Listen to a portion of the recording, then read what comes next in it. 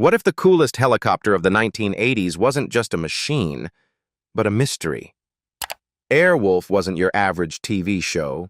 It was a pulse-pounding mix of espionage, technology, and danger that defined a generation. But behind the roar of its engines were secrets, wild production stories, and surprising truths even die-hard fans missed. Strap in and get ready. Here are 20 mind-blowing facts you never noticed about Airwolf. Fact 1. 1984, the year of the TV helicopter. In January 1984, all three major networks launched shows about crime-fighting helicopters, and that was no accident. After the 1983 movie, Blue Thunder became an unexpected box office hit, TV executives rushed to capture the same excitement on the small screen. NBC kicked things off with Riptide on January 3rd, followed by ABC's Blue Thunder spin-off just days later. Finally, CBS entered the race with Airwolf, which premiered on January 22nd.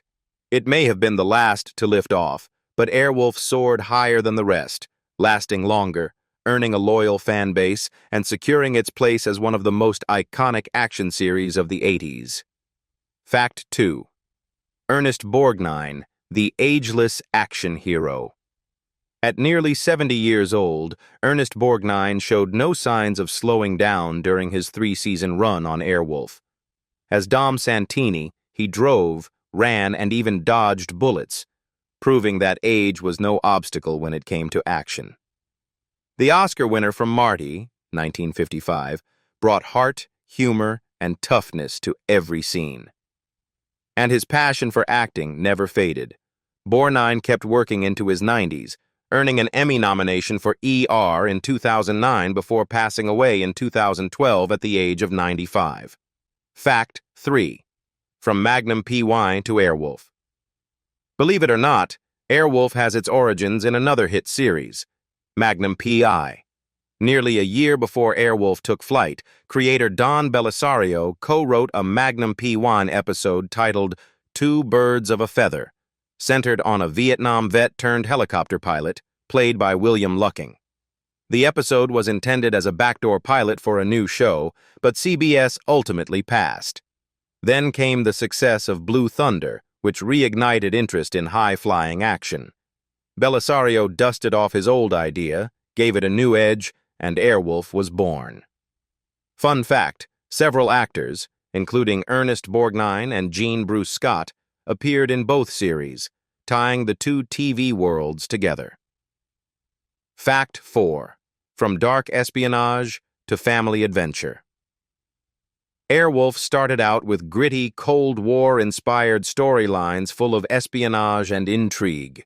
But by Season 2, CBS decided it was time to lighten things up and attract a wider audience, especially younger viewers.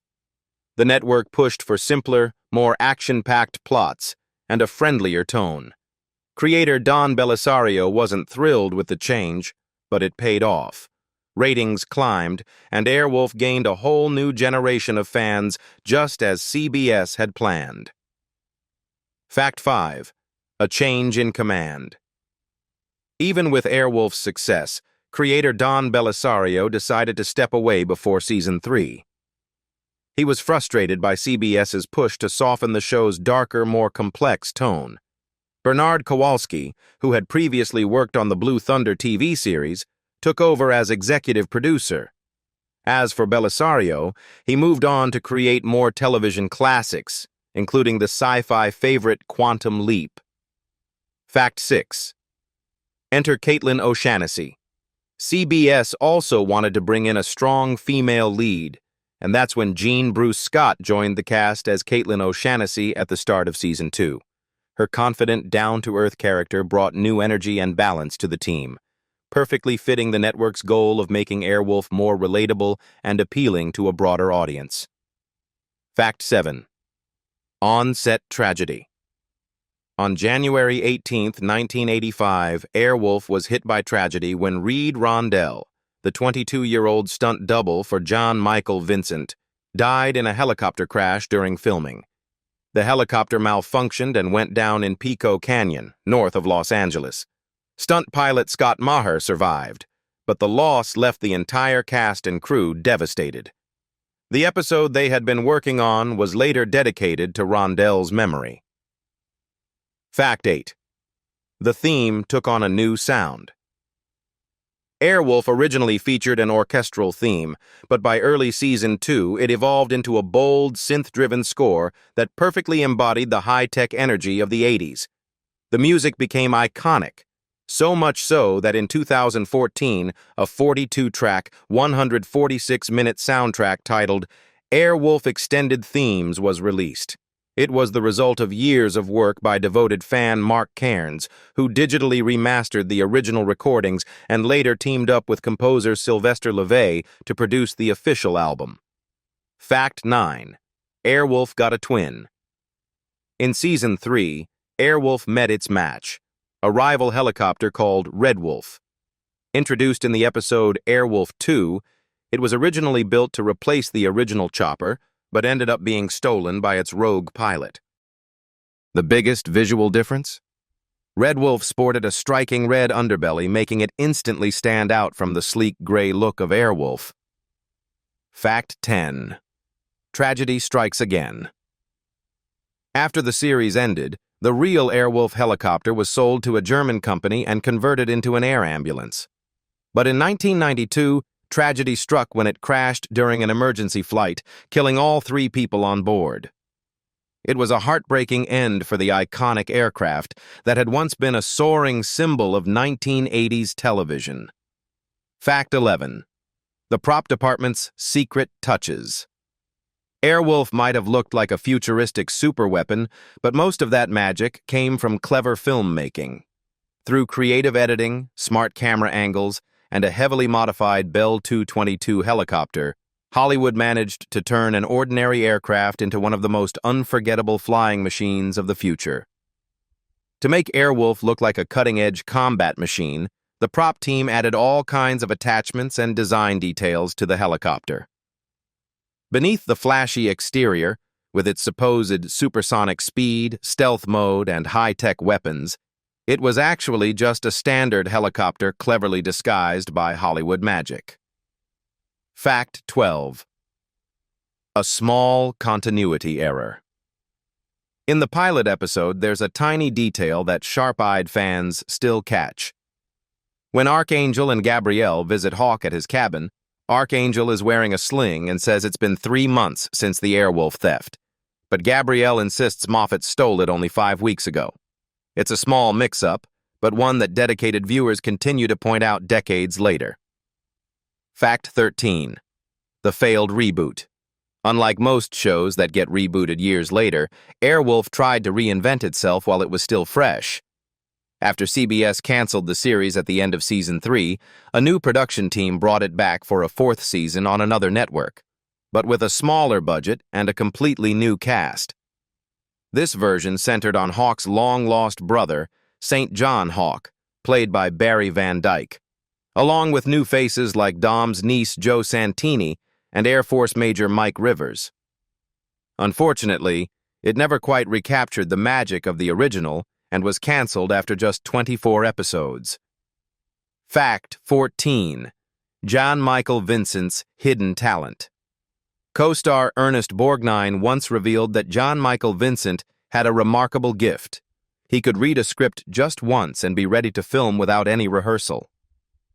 But off-screen, Vincent's life was far more turbulent. He battled alcoholism and drug addiction for years, which led to arrests, accidents, and serious health issues. In 2012, he lost part of his right leg due to complications from peripheral artery disease. Sadly, he passed away in 2019 at the age of 74. Fact 15. The myth of the explosion record. For years, fans believed Airwolf once held a Guinness World Record for the most explosions in a single TV episode, supposedly for the Season 1 episode To Snare a Wolf. But according to soundtrack producer Mark Cairns, that claim was just a myth. After reviewing every Guinness World Records edition from 1984 to 1986, He confirmed that no such record ever existed. Fact 16. Merchandise and collectibles. With its sleek, futuristic design, Airwolf quickly became a merchandising hit. Toy company ERTL released die-cast helicopter replicas, while Cox offered a mini gas-powered model for fans who wanted the real deal in miniature. Decades later, Airwolf collectibles are still in demand, and brands like Hot Wheels continue to honor the legendary chopper, keeping its legacy flying high. Fact 17. Airwolf lives on. Even after the series ended, Airwolf continued to soar in other forms. 2 tie-in novels were released during its original run, and in 2015, IDW launched a graphic novel anthology titled Airwolf, Airstrikes, reimagining the story for a new generation. The franchise also made its mark in gaming, with Airwolf video games released for the ZX Spectrum, Commodore 64, and later the Sega Genesis, proving that the legendary helicopter never really stopped flying. Fact 18. Season 4 wasn't even the same show. By 1987, Airwolf barely resembled the series fans loved. After CBS canceled it, USA Network revived the show on a shoestring budget, new cast, new crew, and filmed in Vancouver for a third of the cost. John Michael Vincent and Ernest Borgnine were gone, and even the real helicopter had disappeared. Most aerial scenes were recycled footage from earlier seasons. Dominic Santini was killed off with a body double, and a new storyline followed Stringfellow's long-lost brother, St. John. It had the name Airwolf, but everything else felt off. More like a low-budget imitation than a true continuation. Fact 19. The lady had a day job. Airwolf's legendary helicopter wasn't a movie prop. It was a real Bell 222A leased from Jetcopters Inc. in Van Nuys, California. The production dressed it up with fiberglass armor, fake turbopods, and prop missile launchers to create its high-tech look. But when filming wrapped, this attack chopper returned to its day job, flying executives out of LAX. One morning it might be filming a covert mission, and by afternoon it was shuttling CEOs to golf courses. The truth? Airwolf was part Hollywood fantasy, part corporate transport with attitude. Fact 20. The villain directed the action. Dr. Charles Henry Moffat wasn't just Airwolf's sinister villain. He was brought to life by British actor David Hemmings, known for his cool, calculating presence. But here's the twist. Hemmings also directed several episodes of the show. The same man who stole Airwolf on screen was behind the camera, shaping how it flew, fought, and thrilled.